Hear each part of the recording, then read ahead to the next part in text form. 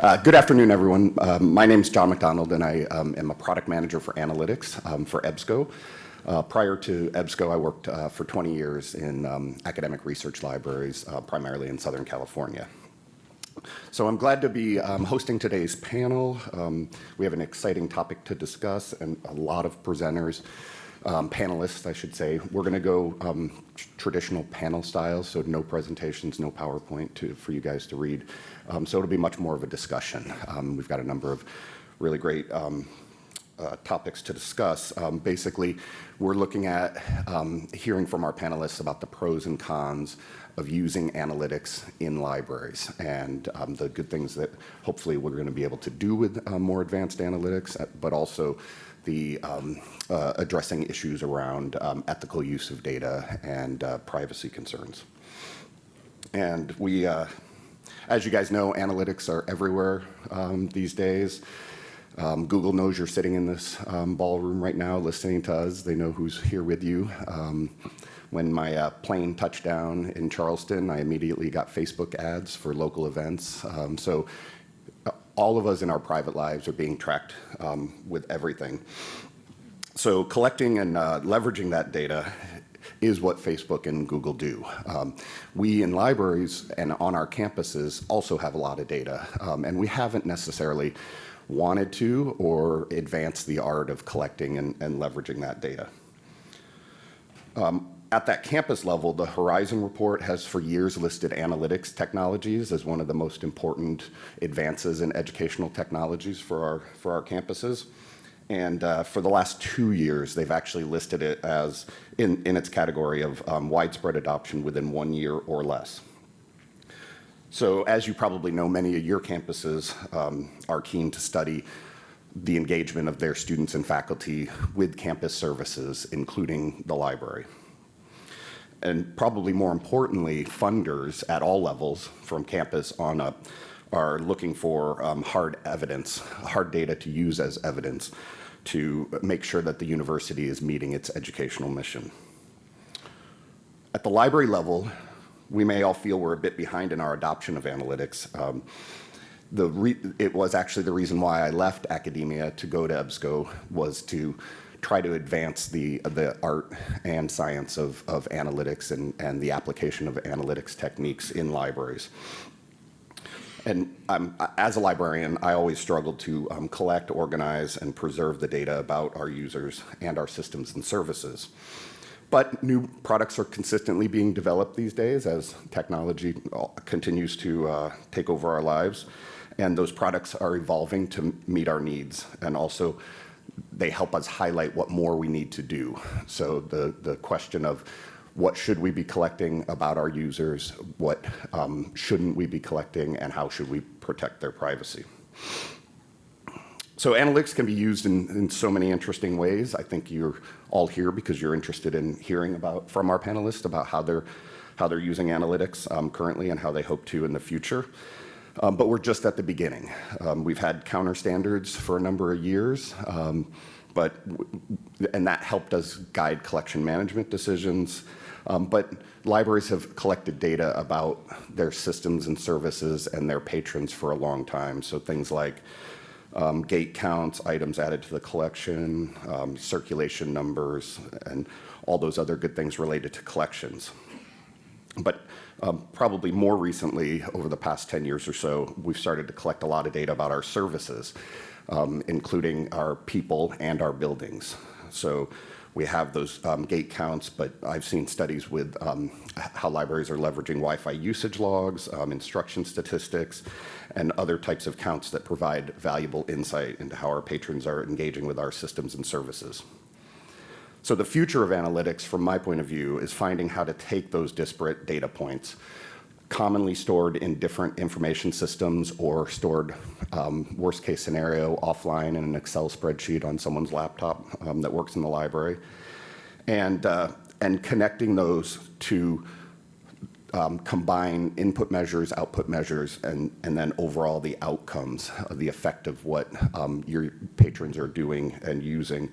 So you have more data to answer important questions about how we as librarians and our libraries are impacting students and faculty. So my 5 panelists are, I'll start with Phil. This is Phil Faust, VP for Product Management at Gale. Michael Levine-Clark is next to him. He's the Dean of Libraries at the University of Denver. And next to Michael is Trevor A. Dawes, Vice Provost for Libraries and Museums at the University of Delaware. And next to Trevor is Monica Rysavy, Director of Institutional Research and Training at Goldey-Beacom College. And on the end is Russell Michalak, Director of the Libraries, Archives, and Learning Center at Goldey-Beacom College. So let's start. I would like to start by getting one example from each of the panelists about a particularly interesting application of data and analytics that they've done at their organization and how it helped inform any changes to their services or collections. And I'm going to ask Michael to start us off. Okay, and I'm going to sort of answer that question and sort of answer a different question. We've been doing a pilot, a proof of concept study with EBSCO, with John, about how can you pull together disparate data sets from the library and from the institution to try to get at some of these questions about student success. So we have GPA data, and we worked with the Office of Research, of Institutional Research on this. So we have student GPA data, we have library data of different types, we have whether students had a consultation, we have information about the courses they took, we have information about any sort of circulation that they might have done, we have proxy logs, we tried to pull together whatever we could, and what we showed was that, yes, this tool will work to allow us to sort of do studies. So what I want to talk about is the study that I really want to do, and hasn't changed anything yet, but hopefully will. We have a new library building. It's about 6 years old. And like everybody who's renovating their library, we combined lots of different student academic services in one building with the assumption that co-location of student services is a good thing and a valuable thing and will hopefully make a difference for students. But we actually have no idea if that's true. And I want to be able to understand what the interrelationship of those service points is and how that connects to student success. So what I would love to be able to do is to say, we know that students who use the Writing Center and the Research Center are more successful in this set of ways. And then the provost will say, yes, that's true, and I'm going to give you more funding to support those services. So that's the hope, but we haven't actually done that yet. There are obviously privacy concerns as you think about sort of how much you want to know and how much you want to share with a system about students. But I think my personal opinion is that the value to the student and to the institution of understanding those sorts of things at the student level makes it worth pushing on that privacy concern a little bit. Trevor, you want to go next? Sure. And so at the University of Delaware, we're doing, working on a project similar to that which Michael just described. The Greater Western, through our affiliation with the Greater Western Library Alliance and a host of institutions that are participating in a student learning outcomes project through GWILA, we too are collecting student data, which includes gate counts. The students have to swipe to get into the library, reference transactions. We ask them to tap their IDs when they, at the reference desk, we do have an informed consent sign, so they know why they're tapping their IDs. We have information about the students who attend library workshops. Registrations are required, although some people register don't come, and some people come who don't register. But those who log into our electronic resources remotely, of course, you don't have to do that when you're are on site. So my point is the data is not perfect, but for the data that we are able to capture, we are correlating, again, working with our Office of Institutional Research and also our Blue Hen Success Collaborative, which is our student success program that oversees our Finish in 4 program, et cetera, working with those groups across the campus to look at the correlations between what's going on in the library. We also have a tap thing at a writing center, which is located in the library. So that's also being collected, but it's being collected as a part of the library data, even though the writing center does not organizationally report to the library. So we just started with this project, and we have not, I can't yet speak about how we've changed our services, because we're just in our first year of data collection. There are other partners in Gwilla that have sort of been in this longer and have seen that correlation, but we're certainly hoping to see the same types of correlation with the longitudinal data that we will collect. Monica? So one of the major survey instruments or collections at my institution at Goldey-Beacom is a student satisfaction survey that happens every other year. It's gone on for about 15 years now, so it was before I came into that office. And it is purely customer service oriented for all of the departments across the college. So admissions, enrollment, advisement, the library, et cetera. And one of the interesting things was, for about 10 years, the questions stayed the same. And this was before I was in this position. So we had 10 years of data to be able to take a look at how library services, in terms of the feedback from students, had evolved over the 10 years. And during that time, they actually originally started with the survey using Scantrons. So they were doing paper Scantrons with kind of an interesting survey methodology, which was basically show up to the classrooms that had the most students. We're no longer doing it that way. We started doing it through Qualtrics a couple years ago when I came on board. And through Qualtrics, we were actually able to combine through my office and IR, which was previously EdTech/faculty development. We now do all three. We combined other data points. So, for example, everything from first-gen status, gender, division, undergraduate, graduate. We were particularly interested in knowing, for example, things about our Saturday student population. We have an interesting Saturday program at the college where students can take master's degrees on Saturdays from 8 a.m. to 5 p.m. Every other Saturday for 4 classes, and you finish a class. And this happens over a 2-year period to complete an MBA. And approximately 90% of our students are international. And most of them have advanced degrees from other colleges before they come to us. If you're familiar with the ICE Immigration and Customs CPT internship program, this program correlates with that. So students can continue studying in the United States while having a full-time job related to that degree. So it's been something that's worked out quite well for the students and quite well for the college. But obviously the population, or maybe not obviously, but for our population, it's a very different population on Saturdays than for the rest of the time, because Goldey-Beacom, which is in Wilmington, is about 45 minutes south from Philadelphia. Most of our students come from the Delaware, Maryland, South Jersey, South Pennsylvania areas. But on Saturdays, 90% of our students are from all over the world. So it's a very interesting contrast. But we look at those types of data points and we combine them with responses to the survey, so we can start to see patterns. Before, we knew nothing about who was saying what, and now we can start to say, well, Saturday students, for example, wanted extended hours in the library or something like that. We just wouldn't be able to tease that data out before without having that identifiable information. So two points of data that we collect is one, Open Athens. So anytime someone logs into our databases, we know who is going into our databases, but we don't know what they are using. But we decided, because we can't actually get what we want, which is to know what they are doing, because to prove use, we decided to correlate that data with our information literacy program. So we have an information literacy assessment program with a pre-test and a post-test with 6 modules that directly correlate to ACRL's framework. Every student, as they matriculate into the college, is required to take this program.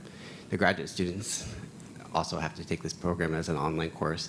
So we collect that data. We know who's doing that. We know their test scores. We know how they're doing. We know that they cannot evaluate information. But one of the things that we've observed over time in the library is that students after this course still don't go to our databases. So as we picked up the Open Athens, one of the things that we're going to start doing is collect use the data that we have from Open Athens and see if after they take the ILA program, an information literacy assessment, are they actually going into the databases? So that's just one example of how we are using data to better inform our decisions. So is our instruction program actually working? These are just questions that we want to answer all the time, and we now have access just because we have PII. We know who's actually going into the databases, which specific databases, and then we can start marketing to different faculty members, and we can start working with different student populations to make sure that they are more comfortable going into our databases after the information literacy program, or maybe even change our information literacy program altogether, because just because you teach them something doesn't mean they can apply the information. So that's just one example of what we're doing at Goldey-Beacom College. Great. Phil, how about from the vendor side? Thanks. So we at Gale for a very long time have done everything we can to collect very minimal user data. It's something that we're interested in as we hear more and more libraries be faced with questions about how you're impacting academic goals, how the library is part of the KPIs that the administration is looking at, and being able to demonstrate those results with data and with evidence in a stronger way. That said, we're an international company. We follow GDPR principles. We actually have a security and licensing or legal team that reviews any product before we develop it. So we purposefully capture as little data as possible. If there's not a need for it, we won't capture it. So especially in the academic community, I think for a very long time there's been it's in the ALA Code of Ethics, right? We will protect the data of our users. So we've done very little in this space so far. That said, we also work with school and public libraries around the world. And in public libraries, especially after 2008, they were really sort of devastated in terms of their ability to fund the programming that they had. And they were being asked the same types of questions that I think more and more academic institutions are being asked today about: demonstrate your ROI. Why should we fund you instead of the fire department? Some pretty tough positions that they found themselves in. And we were able to develop a product working with companies outside of the industry that work with commercial entities in terms of understanding the demographics of an area, understanding the makeup of an area, understanding where you might build an office or build a location or how to do outreach. And we've developed a program and a product in both North America and Australia and New Zealand that allows public libraries to essentially better combine the data sets that are available around their geography and their user base with their actual patron usage data, and better demonstrate exactly where the library connects to users to market services. Hey, we've got a lot of people who are really interested in X, but we're not collecting there, we're not programming there, why not? Hey, there are these people, and they're not coming into our library. How do we create an outreach program to help those users? We don't capture any of the data. It's all sort of run off-site, and the library or the people who have access to the material and can use those analytics to make better business decisions, justify the things that they're doing, and showing their impact. But that's going really well in the public space, and I guess I'm here, and I'm really interested in, as this conversation is really shifting in academics, if there's an opportunity for Gale to partner with libraries and to help provide similar answers and similar solutions to the data and analytics questions you guys are being asked by the university, by the administration, in ways that demonstrate your impact on student outcomes.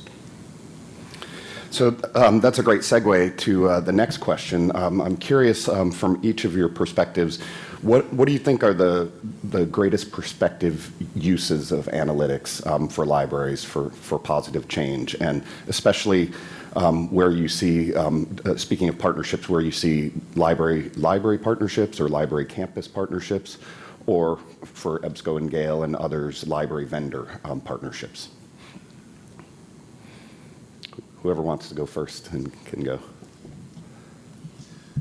So So I think and we all sort of made the case in the response to the last question about the value of academics, right? It's really about learning about our students and the impact that we can have on student success, whether that's measured by, four-year graduation rate or your GPA or whatever you think of student success as on your campus, then what are the contributions of the library?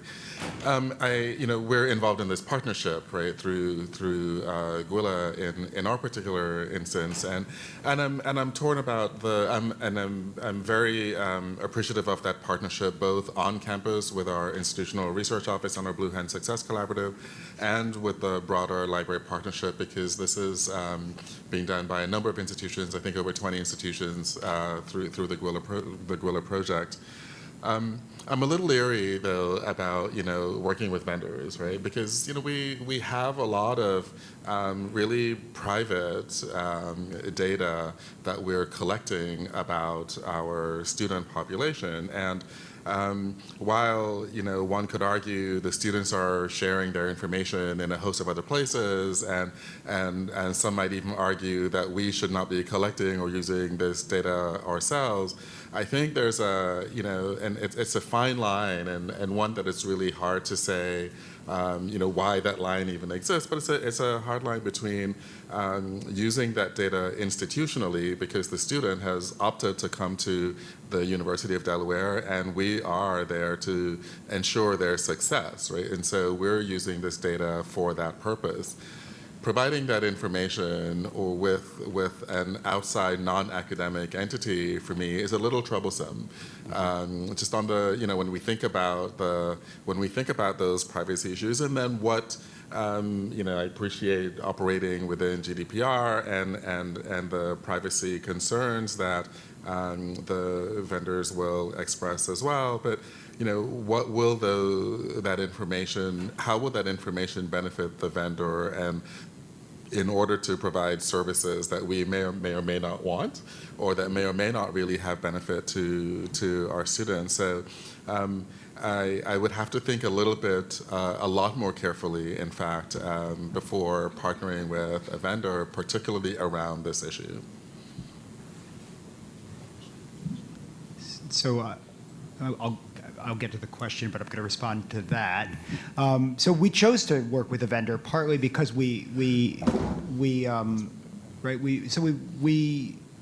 I recognize all of those and share those concerns.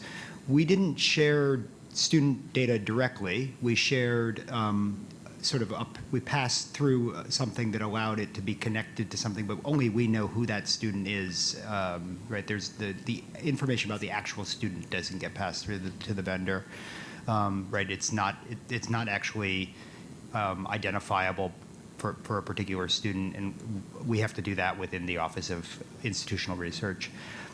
So the value to me about using a vendor is that they can develop tools that we probably can't afford to or have the staff ability to do, but also often vendors have usage data or other data about content, and here's where I'm going to actually get to answering the question.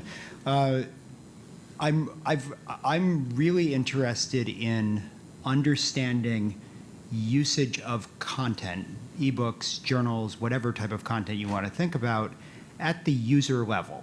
And I don't necessarily care who that user is, but I want to know sort of what happens in a typical user session, what happens with a particular type of user. So undergraduates using streaming video versus grad students using streaming video. And without being able to share some sort of information about the user, even if it's not identifying the user, you can't do that. And so I think there's enough sort of value in that sort of understanding of sort of user behavior when using our content that I'm willing to explore it.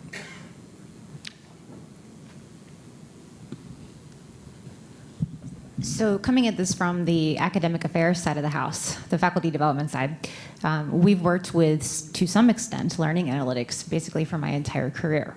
So if you think about it from the perspective or the side of a learning management system and what we're able to track and see about students, and when I say we, I mean at the faculty level. I'm faculty, I teach IT courses. I can see what my students do in the LMS. So I can see if they access a page. I can see if they download a document. I can see how often they go into the course, et cetera. At the putting on my administrator hat, I can see how the faculty use the courses. I can see when their syllabi was loaded. I can see when their grades were submitted. So of course, some of these start bringing up those performance management issues, and that there's good and bad for that. There's also issues surrounding whether or not you have a union on campus and things like that, and we do not. So there's different things being at a private college without a union that I understand that if we were in another situation, we would have a different discussion perhaps. But when Rusty and I start having these conversations about the opportunities for data and libraries in particular, I just see so many parallels between learning analytics and the academic affairs side to where that discussion I think is still evolving in the library side. One of the opportunities that I think is really there for vendors, and I know Phil has heard us beat this dead horse many times, is that Rusty and I are on the side of we would like to get all of the data and we'd like to know what our users are doing. Because we believe that there should be an opportunity for institutions, should they so choose to have that data, and to work with it responsibly. I would echo what Michael says in the sense that we don't ever share our student identifier information with vendors. Whenever we pass things through, we use Open Athens, for example, so it's a handoff scenario. But we can connect the dots on our end if we have a unique key to identify with. So whether it's a student ID that we've scrambled to be something else, so then we use it on the other end that way. But I think one of the biggest potential opportunities right now really is for perhaps some options for vendors to open up some more data to come our way to the extent that we want it. I think it would be a hard sell to say that everyone's going to want it because I know that they don't. But those that would like it, it would be great to have. So I'm coming from this more from Michael's perspective of I see all this usage, and I see that most of our faculty don't publish all too often. We're a teaching college. I see that our students go and I see people go into the databases because I see it physically when I walk by them. But I don't know what % of our population actually uses our databases. And we have a better sense now with Open Athens. And so it's kind of opened up that door, like how, at least we have better, we know if graduate students are going in there, we know if faculty are going to their databases, we know that what major they're going in there, but I also like to see it from the content side. I'd like to know that a psychology major is accessing psychology books. I think there's value to that, and I think that it's our data, and whether you're working with vendors or not, it's still our data. So we know that something's being collected and to get into there. And so if we don't know what they're doing, there's no value added. And when you start talking to the Vice President of Academic Affairs and you start using library terms all the time, she's done a very good job of trying to learn what a turnaway and a session and what that actually means, but it's still a library term. But what she does understand and we can explain that we have a new doctorate of business administration program, and the the DBA coordinator says, I'd rather not have this database. And you say, but why? Have you actually gone into the database? And you can check. You can make sure that that person has gone into the database. You're not going to actually start identifying and screaming in your whatever social media platform you have. But you have a better understanding of what he's at least accessed the database. And then we can start working with marketing. So I think that knowing what content people use helps, but I also think we have to be responsible with it in the fact that what Trevor says is that, and Michael, is that a certain population, you can't actually make generalizations. So if we have a population of business students and only 6 of them have access to the database, we're not going to share that in research or share that anywhere else. We're going to be careful with it. We're going to make sure that it's used appropriately. But when we start getting in a population of, say, you have 1,000 business students, you can say that the N is this and make generalizations from that.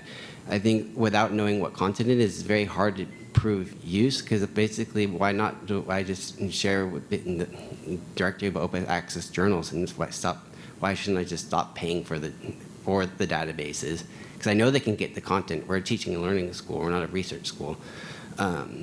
My job as a librarian is to make sure that the students have a better understanding how to do research. And so if they can get the content free without a paywall, why not just do that, eliminate the budget, and my president would be very happy, and it saves lots of money.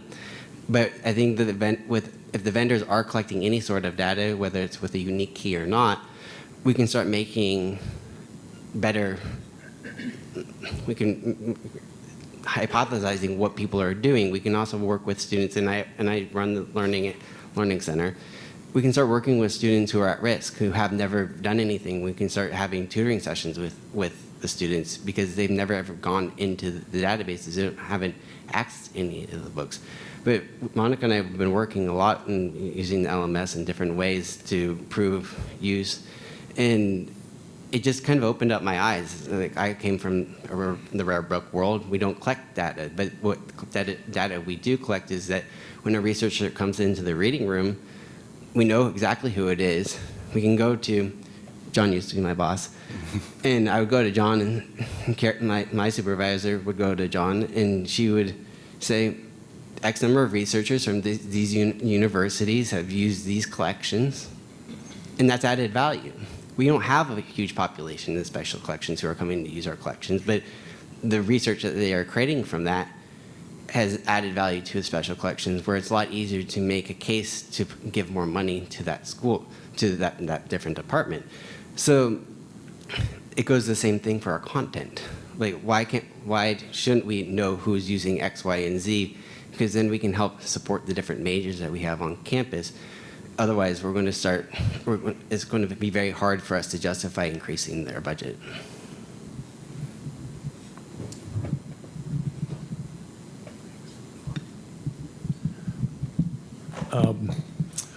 And so, again, from the vendor side, I feel alone up here. I'm here with you, Phil. Where we do capture data, it is the institutional level. We don't capture any individual data, and even something with the Gale analytics, that data that's captured about the individuals is done at the library and is blended in the cloud. It's not something that Gale ever has access to. So understandably, I think Gale or any vendor needs to demonstrate the trustworthiness to be able to support things like that. But if there are student problems that the library thinks that we can help solve, if there are demonstration of value or funding problems that we can help libraries be more successful in doing. We have the reach outside of an individual institution to look for broad solutions. We would look to partners to sort of say, what do you want? Do you want the level of detail that I think Rusty and Monica are talking about? Do you want to know just about your first generation students and how they're doing in their first semester? What are some of those key metrics that you're really interested in understanding and supporting and driving that can help you do more of what you're trying to do in terms of reaching those students and ensuring their success? So definitely understand the privacy concern, and again, it's not a road we would go down unless there was real demand for that and interest in doing something like that. But I do think there is a ton of personalization in our personal lives, and if that is where libraries and academic libraries continue to go in terms of being able to provide more focused information about the student population and student success at that granular level or at a broader level, I think that remains to be seen. But there's a lot of options there that I think that we could explore. Yeah, and I would add from the EBSCO perspective as well, acknowledging that EBSCO is pretty much a library company only. And so we need to make sure that libraries are successful and are getting the funding that they need to be successful and to keep us as a business in business. So there's a wide range of perspectives, I think, across different institutions. And it may even vary librarian by librarian at the same institution. I've had some librarians say, I really want all the data about all of the users and usage and services, and I want to connect that to educational outcomes. And then others say, our institution will never do that. We don't want that. We want it just aggregated and have some analysis there. One thing that I would really like to explore across many libraries is to have libraries doing some of the same things, quite like the Gwilla study that Trevor was talking about. I would like libraries to collect the same data so they can benchmark across different institutions, because I think there's value in understanding how well you're doing with a particular thing, whether it's collections or services or library instruction, or you're building gate counts, and then seeing how your peers compare. So you can say, hey, Denver has a lot of success with video tutorials for library instruction. Maybe we should do more of those. Or Delaware is doing great with librarians in classes, and those students achieve greater success measures. So there's a lot of power in that benchmarking, but there's also a lot of possibility for issues around ethical use of that data and privacy concerns. So I'd like to explore that a little bit more. What are you concerned with regarding privacy of data, and not necessarily even PII, and it can be faculty or students or anything across your institution, and how do you expect you're going to address those issues, and particularly for as vendors and publishers, how would you like us to handle those things along with you?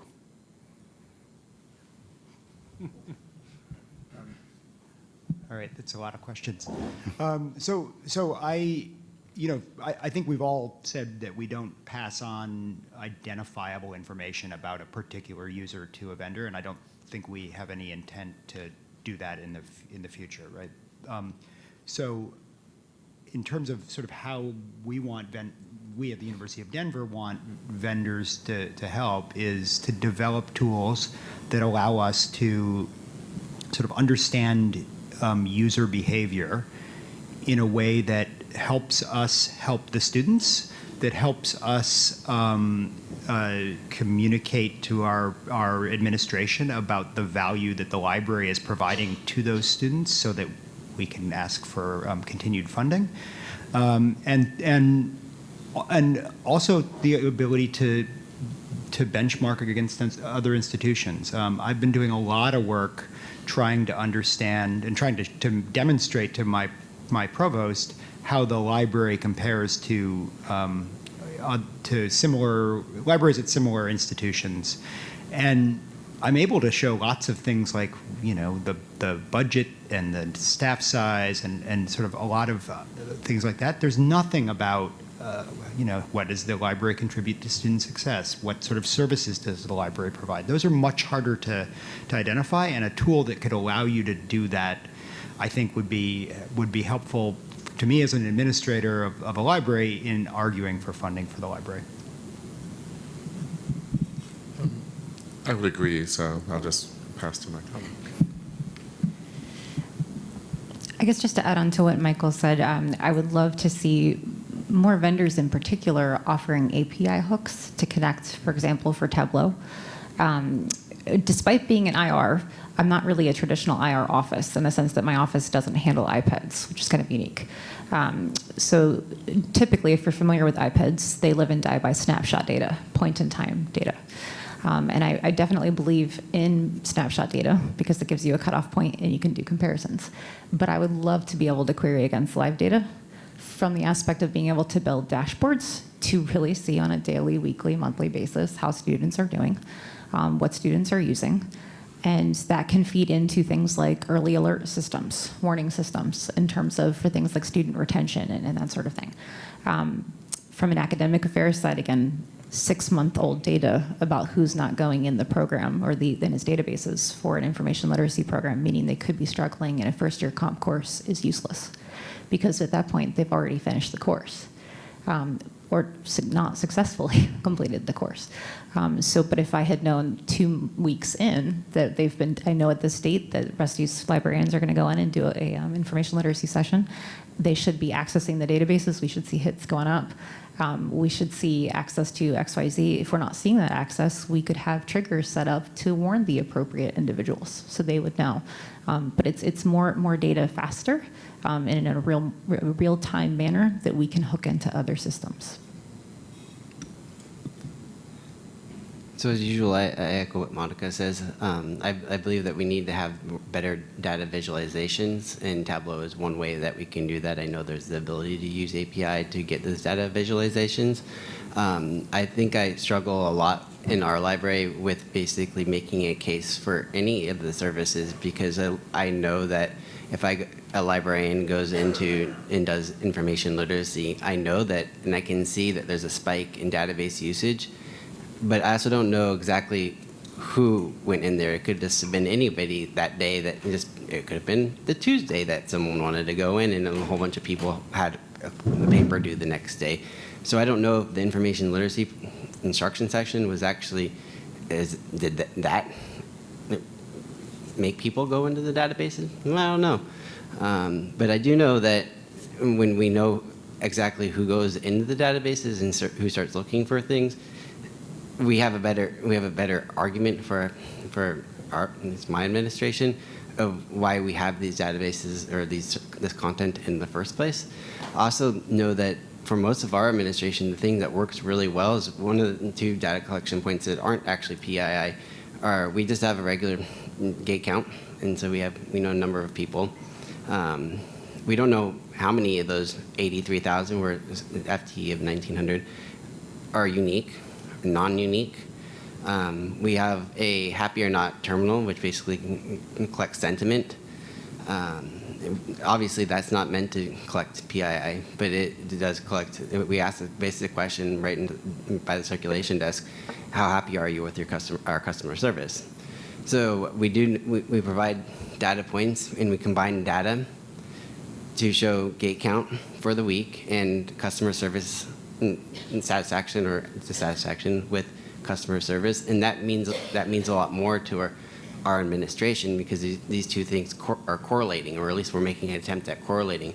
But for the vendor side, the more we can get from the content side, it's kind of the same. We start making these correlations, and we can start doing the early alert systems. We can start figuring out how can we reach out to these students at an earlier point, rather than, and we are a little different. We have 2 8-week sections for the semester. In an 8-week session, by the time that we start learning that someone is struggling, it's usually in week 5, right? And it's too late. So how can the library better help people get to the point where we can get to them at week 2, and we can actually fix their grade instead of them having to drop out or fail or do an independent study later on? How can we make sure that they have the best success in their class? And since we are librarians and we want to make sure that you use the content and become better researchers, this is just one avenue that, with the data that vendors could provide us with the content that they're using, we could have better success in the academic institutions. Yeah, and I was going to add, when Monica was mentioning the sort of predictive analytics aspects of what we could do if we had better data and better tools. And then you guys have talked about the at-risk students and having interventions, and I think that's great. But I also had a librarian from a relatively elite liberal arts college say, the at-risk, I'm not real worried about that. We don't have a lot of those here. But what I really would like is to make a successful student more successful. And I'd like to know what the factors are that can get them that Fulbright or the Rhodes Scholarship or whatever it is, if they're on track for it, what classes do they need? What could they do better, across campus as well as in the library? So I thought that was a pretty interesting sentiment. It doesn't have to just be the students who are struggling. It could be making average students even better, I guess. So I'd like to find out from you guys, worst case scenario, what could go wrong if we're overly intrusive in our data collection at the library or even campus level? Any great fears there?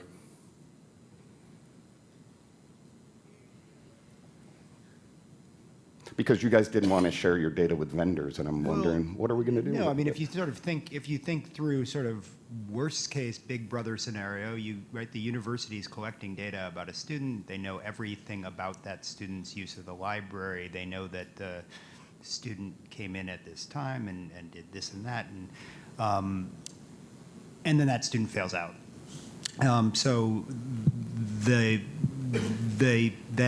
So one bad scenario is they say, over time, right, these are the patterns of students who do not succeed here.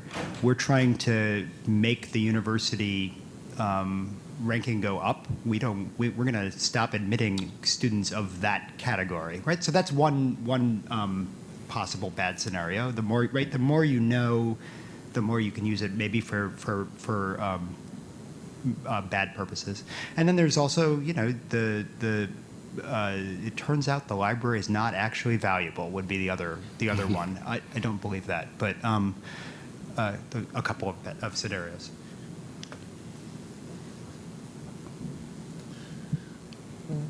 Yeah, I would echo that, but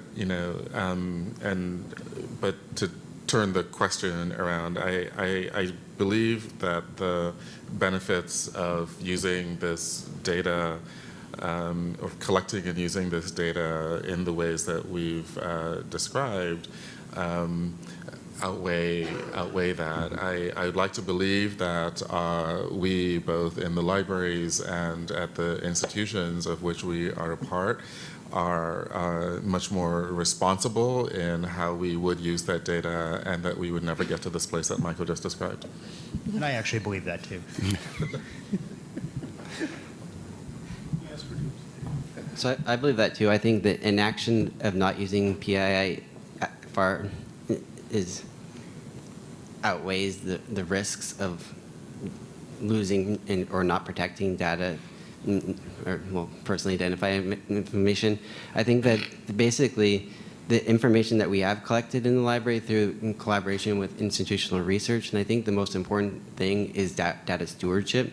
So all those risks it's always out there. Someone could hack our system. Someone could respond to a phishing email. All those things are going to happen at some point, at some institution, somewhere. But if we have good data stewardship policies, I think that we can at least do the best that we can, the best foot forward, to make sure that our data is not shared in an irresponsible manner. Well, and something John said jogged a thought for me. So when we're thinking about, you mentioned, why don't we want to give our data over? Because we have our data stewardship policies at the college that we've worked really hard to maintain and uphold. And we know that vendors have their policies too, but they're not our policies. And we're not on the ground with you enforcing your policies. So when it comes to saying, to what extent do we want to give the data? Well, we don't really want to give you any of our data because then we can't control what happens with it. But the other piece of this, which might put some thoughts or maybe questions that would come up from the audience later, those of you familiar with IRB and being able to have IRB approval to do research and things like that. One of the very base things I was asked when I was doing my doctoral dissertation was, how are you going to keep your data secure? And describing a very detailed data plan. Everything from, for example, I was conducting qualitative interviews, and I had identifiable information for high-ranking university officials. And they wanted to know, how will I keep the names separate from the content? What type of code book will I have? And this was a little bit back in the day from the technology aspect, because I could even mention things like a locked file cabinet where the key will be in a different location. The key goes into an ice cube in the freezer. No, like there's just, but the point was you had to be very specific about how are you going to keep everything secure.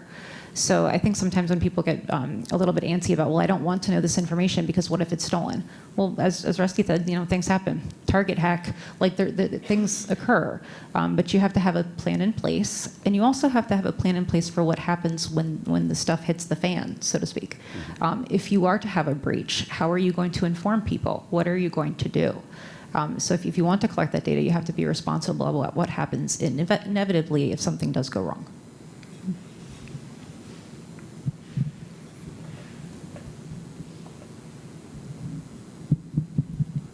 I probably have less good perspective from you guys in terms of what could happen there. But I think the thing for us is, when does the benefit outweigh the potential risk? If the academic library community in general wants this type of information, wants information that they can utilize to improve those student outcomes or improve their standing on campus, I think vendors have the ability to work across many institutions, bring in outside resources, do things that scale really well, and can apply a solution broadly. But all the risks that you guys are outlining are absolutely real. We see them happen, and they occur all the time, from credit card data to anything else. So some of the most secure systems in the world are constantly under attack. There's definitely a risk. So it's really a question of how well can we balance the benefit with that risk, and that's a decision I think as a group of people have to make. Yeah, and I would add from my perspective as a vendor, what I would be interested in, like Monica talked about, data policies and procedures and routines that they've developed and are good for their institution. I would like to see vendors then take and leverage all of those policies across libraries to develop really good standards around this, because I think we as librarians are in the position to place our own, ALA Code of Ethics or the NISO standards or IFLA, whatever, on protection of data and privacy around user data. And then we can influence the campus, because Megan Oakley, if I quote her often, she has a LELA grant, library involvement in learning analytics on the campus, and what she says is, from the faculty perspective, your campuses are going to do this anyways, so we might as well get the librarians involved, so we make sure we do it in the best way possible.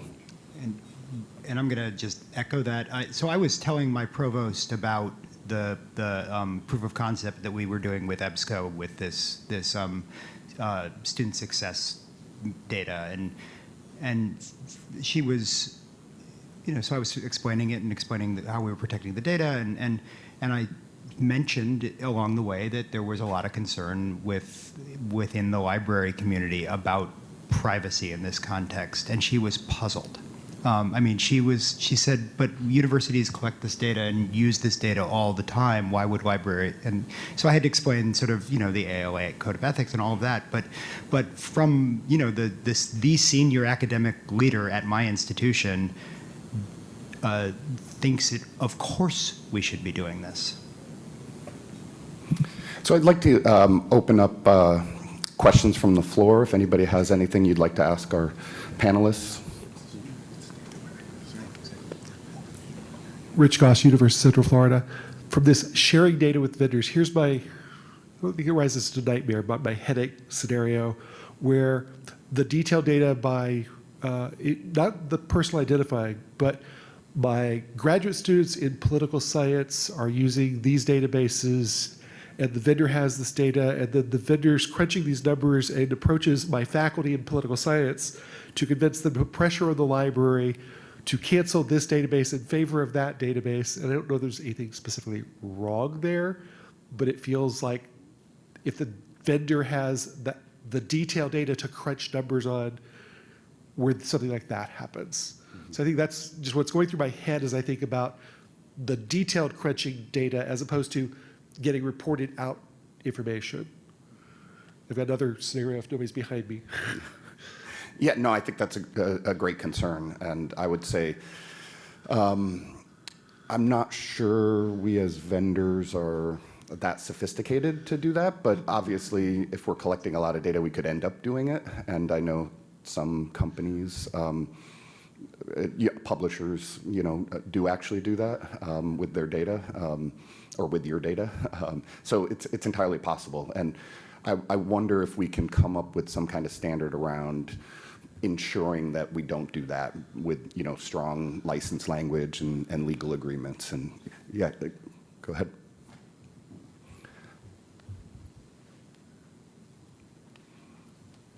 This is really just to answer that question. So we have this in development already. There's data protection code of conducts regarding the use of data in libraries. There's an organization called Géant, which has put out a pretty comprehensive, very easy to read data protection code of conduct. It includes things like purpose limitation. Purpose limitation means that when you collect the data, you're going to use it for a certain purpose. So for example, if that purpose is to enable someone to access a resource, you should not be passing that to a marketing team or a sales team to then do it. So we don't need to reinvent the wheel here. What we do need to do is roll these policies out, put them in contractual language, and have a common framework for how we do this. Yeah. Good More comment. seamless access. Hi, my name's Laura Spears. I'm from the University of Florida. And my question is about consortia. And we work with a consortium that collects and has all the student data, because they provide electronic resources. What kind of agreements are there in place for consortia agencies' use of these data, where we are getting ready to start a student success study and we've gone to them because we want to get circulation data with PII attached to it. Our question is, we have an IRB. They've required us to get an IRB, but is there typically an agreement in place for how the consortium can use these student data, because it's not clear that we have one? So I can address that a little bit from the Gwilla perspective, since we are participating in the Gwilla study. The University of Southern California is the lead on, or one of the leads, a co-lead with UNLV on this project, but USC is the institution to which we provide our data, and they're crunching the numbers. But it's also aggregated data, so we are working with our local institutional research office, and they're sort of anonymizing the information that we pass on to USC, and USC is using that information around for purposes of benchmarking and being able to say, of the 20X members, libraries that are institutions that are participating, here's some data that you can use for benchmarking purposes, but the individual data about individuals specifically is not passed on to the other institutions, and so that's perhaps the model that you may want to use as you embark on this consortial model of student success. And I'm sure the folks at Gwilla or USC, or you can reach out to me, but we'd be happy to talk more detail about that. Yeah, I would say I love questions about consortia because I always say every single consortia is just slightly different from every other consortia. So, yours might collect that type of data, but Gwilla might not, or they might run different systems and services and have different data points, or a statewide consortia can be different than some kind of regional consortia or something like that. But I think it's a good concern, because I could see analytics being done much more effectively at a consortia level if possible. So we need to make sure that those same safeguards are in place and code of conduct for data protection as well. Yeah. Here's my other scenario in terms of like micro Big Brother. So I teach a library instruction session to 30 students that's targeted to an assignment that's due in 4 weeks. I showed them 3 databases. And then without me seeing it, the system runs 2 weeks later. The students in that class, it knows who's enrolled, who was attended the session. So it runs and sees which ones have not used any of those databases, sends the students an email that says, don't forget to check these databases. Maybe the next week the instructor gets notified you've got some students that may be at risk.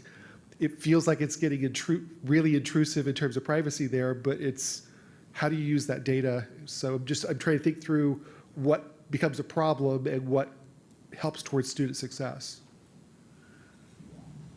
Yeah, and I'm going to expand your scenario a bit. So imagine that you, as a student, search the discovery system for a topic, and the system knows that you, because it has information about what courses you're taking, so it knows what courses you're taking as you do that search, and it returns results based on the courses that you're in.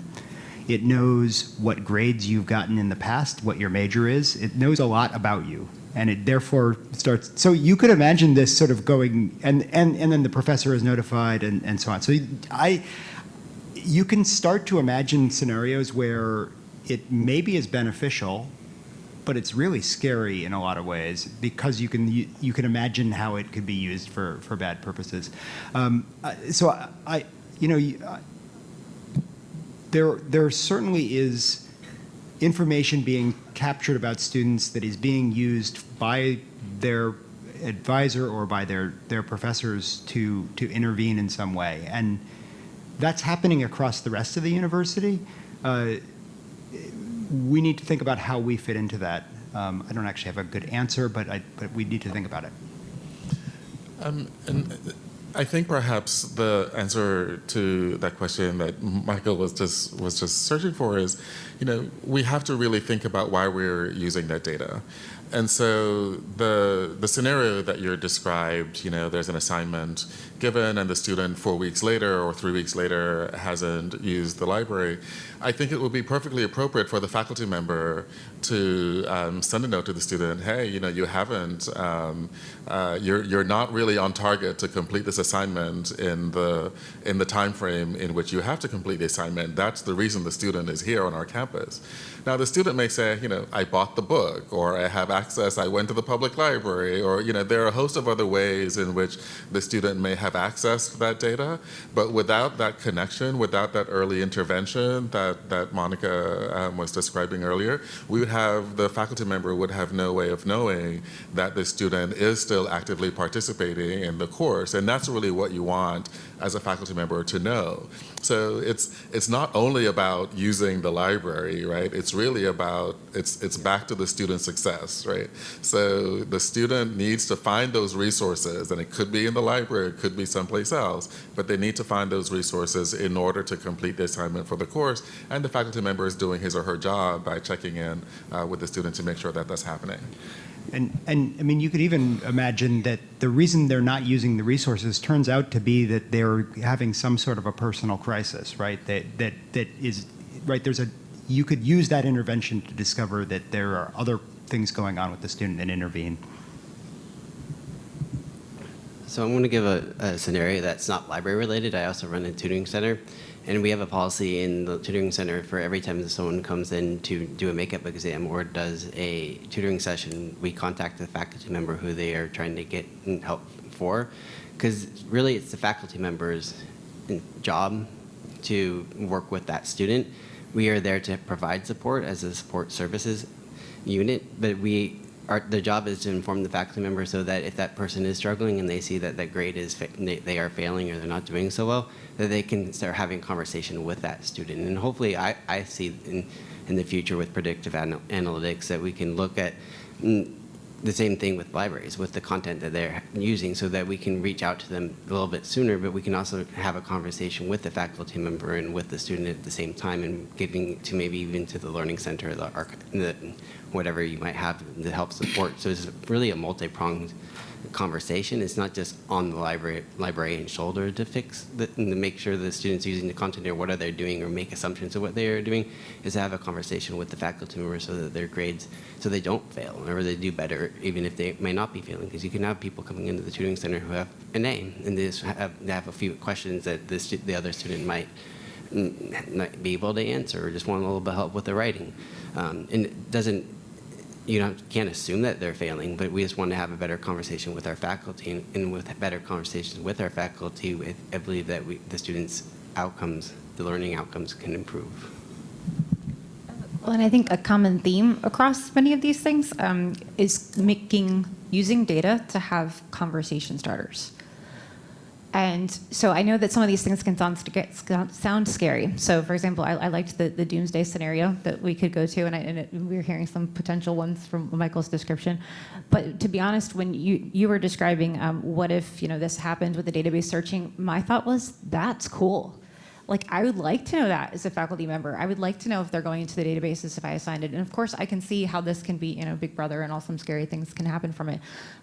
But what if you were able to, for example, send an email to all of the students at your institution that you wanted to do something in the library? And you would then know if the student opened that email.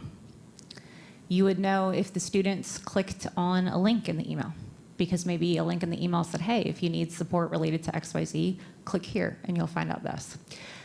What if when they clicked there, that then kicked off another campaign of emails that sent them more information specifically about the service that they self-selected they wanted to know more about?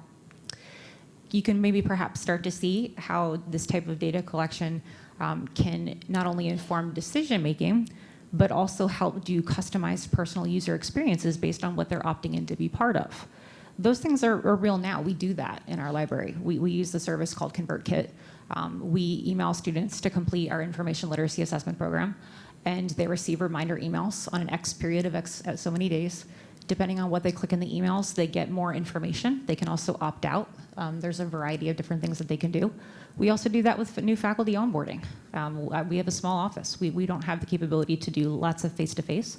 So we have a series of 6 emails that go out over a period of time that give customized information based on what we know from past data. It tells us that faculty are successful if they do these things when they onboard at our institution.